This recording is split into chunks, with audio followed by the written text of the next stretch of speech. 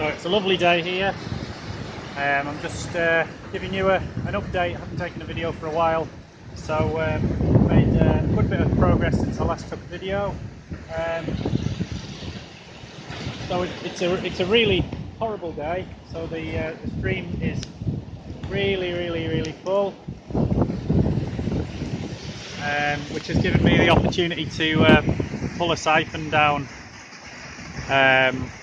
and start filling the tank. So filling up. You can just see the ball there.